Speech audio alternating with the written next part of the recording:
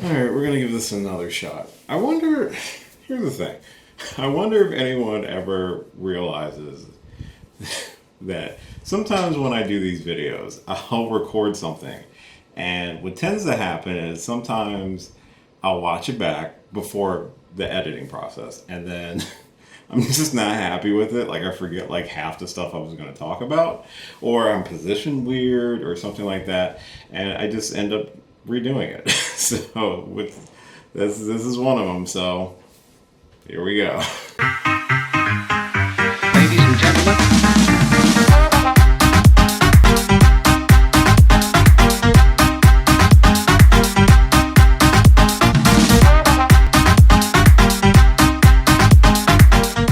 Hey, what's going on, everybody? It's your boy Will. For today's retro review, I'm taking a look at 2003's The Italian Job. This stars Mark Wahlberg and Charlize Theron, and this is actually a remake of the 1969 classic The Italian Job that starred Michael Caine. The movie is based off of a series of heists, and one heist in particular at the beginning of the movie goes wrong because they are betrayed by one of their own, a character named Steve, who is portrayed by Edward Norton in the movie, and it leads to the death of the group's mentor, played by Donald Sutherland. So this movie is a guilty pleasure of mine. I say guilty pleasure not in a bad way, but in a good way. I will admit that this movie did ever so closely get me to buy a Mini Cooper, because it really portrays the Mini Cooper in such a cool fashion in the movie. So the movie begins in Italy, kind of, at paying homage to the original 1969 classic, and the heist is for a bunch of gold bars, and Edward Norton's character betrays the group and kills their mentor in front of everybody, kind of for no reason. I will say Ed Norton plays a really good villain in this movie. He's conniving, he's intelligent, but he's also just somebody he's a slime ball, and you want to see him get his comeuppance in the movie. So due to that, he assumes the rest of the team is dead, but they aren't dead, they're alive, and they reunite and enlist the services of Charlize Theron's character, who is the daughter of Donald Sutherland's character in the movie, to exact a revenge heist, to steal back the gold, and to kind of make Steve pay for killing someone, basically. So it's not really necessarily about a group of thieves who are just trying to make money just to make money. It's a little bit more deeper than that, which is something I really like about the movie. One thing I really do enjoy about this movie a lot is that it has aged relatively well, and the ensemble cast of the movie is really enjoyable to watch. Mark Wahlberg, who plays the lead, his name is Charlie. He is meant to be kind of this very intelligent, very, very free-thinking and outside-the-box thinking character who it was the protege of Donald Sutherland's character, which led to Steve's betrayal because Steve was jealous of him. And I like how Mark Wahlberg portrays the character. He is meant to be kind of nerdy, and that doesn't go over too well with me because it's Mark Wahlberg, and he's a very attractive-looking guy. He's not necessarily my type, but But I really liked his portrayal of Charlie in the movie. Charlize Theron plays a really badass character. She's also dealing with the death of her father and knowing that she doesn't want to fall into the same life that he did.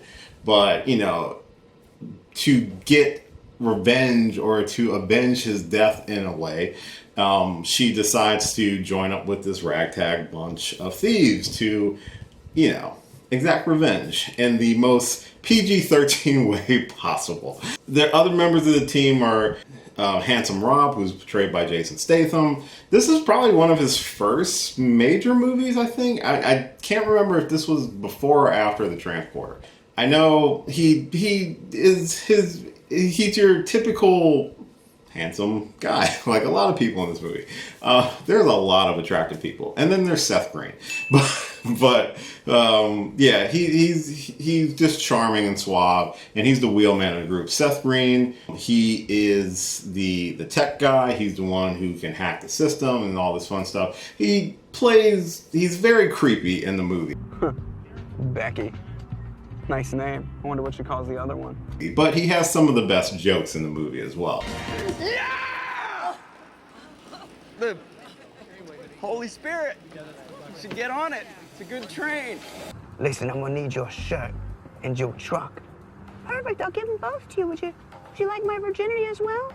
If it's on the menu. Most Def is also in the movie, and I forgot how good Most Def's role in this movie was. He was very funny, very charming, and he was the explosion expert, so they nicknamed him Left Ear because he had blown a toilet up. It's a really fun ensemble cast in the movie, and there's different plot points. They run into different snacks with the heist. I think the heist itself is really well done. It definitely does follow some of the beats from the original 1969 movie, but of course the setting and some of the technology and everything is a little bit different, but they do pay homage to it really well with the use of the Mini Coopers. And the Mini Coopers in the movie do feature in some of the best action scenes in the movie. They race through downtown Hollywood really, it's dope to watch. It's a fun little adrenaline rush and a movie that is very straightforward, very much about the heist, but there are little twists and turns. There are little kinks in the plan that they have to adapt to. Like most of these movies, good guys win in the end.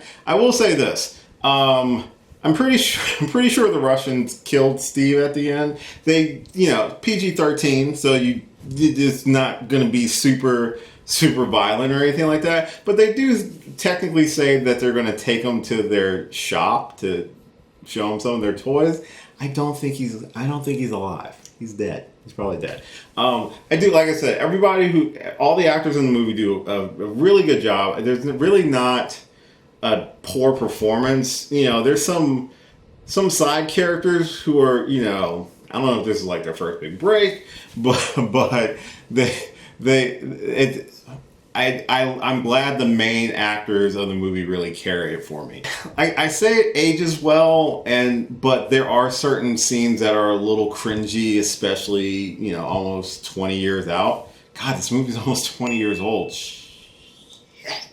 Overall, I would say it's an enjoyable movie. I think all of the cast is very likable. It's one of those you want to root for the good guys and you want to see the slimy, creepy bad guy get his comeuppance. And for, pretty straightforward movie, like I said, it's a guilty pleasure of mine. I really do enjoy it.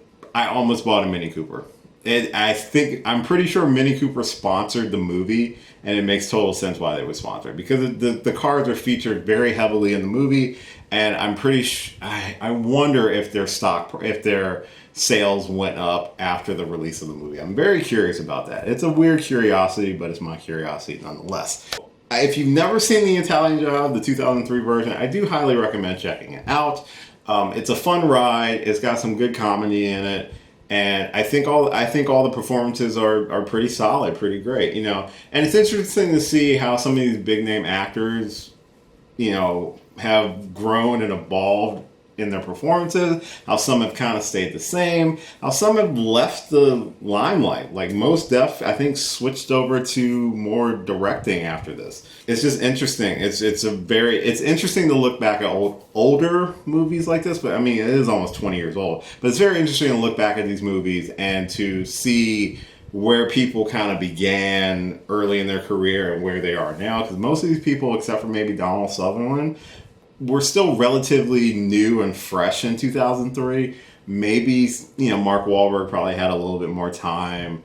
Ed Norton had some more time. But some of them, these were some of like their larger roles, and then just went on to even bigger and better things. So, The Italian Job, 2003. Have you seen it? Let me know in the comments down below. What are some of your favorite moments or parts of the movie? Just let me know in the comments. I'd love to hear those from you.